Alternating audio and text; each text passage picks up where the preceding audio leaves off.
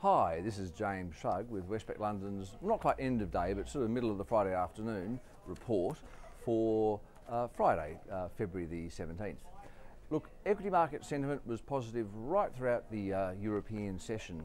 Markets have got it in their head that by Monday we'll see a Greek bailout finalised, and certainly a noon conference call between Germany's Merkel, Italy's Monti and Greece's Papademos, all added to the sense that progress was being made.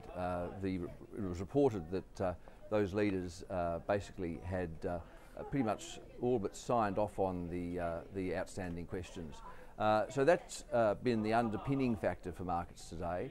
We did have on the data front very strong retail sales figures for the UK, in contrast to private sector surveys which suggested that January was the weakest month for retailing in many years. The official data actually very strong and captured a lot of internet sales and sales away from the high street, but in retailers maybe in outlying areas that aren't captured by those private sector surveys, but that apparently have been getting a lot of the consumer business. So at the start of 2012, it looks like the UK consumer maybe was in a bit better shape than we thought, and that added to positive sentiment in markets. The other data today was mainly related to inflation, a little bit higher in the US on the headline rate, the highest for a few months, but the underlying pressures there are still reasonably modest, with the core rate running at an annualised pace of 2.2% in the latest 3 months, and an annual rate January compared to a year ago of 2.3%. So the core inflation pulse is about in line with the current annual rate. So that wasn't really much of a market mover. It was really the Greece stuff and the UK retail stuff, and that's really the story for today. In terms of markets, just after 3 o'clock, the US market was up about 0.25%. That's a level of 12,934 on the Dow. The European markets were doing okay, with the London market up 0.5%, the French market up 1.5%, similar gain in Germany, Spain up 1.7%, and also the Italian market up 1.5%. So looking at around 1.5% or a little bit higher for most of the major continental markets, with another hour and a half of trade still to go.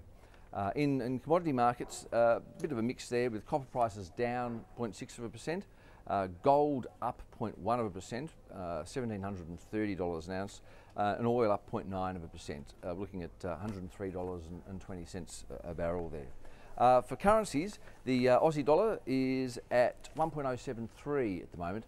It was doing okay, with equity markets pretty positive, but markets have taken more of a shine to the euro than the Aussie, and there's been a bit of euro buying versus the Aussie, and that's meant that the euro's pushed a bit higher at the expense of the Aussie, and particularly the euro-Aussie exchange rate's now at 81.47 euro cents per Aussie, and that's down a bit from where we've seen it recently. And as I said, the Aussie's down a bit against the US dollar as well.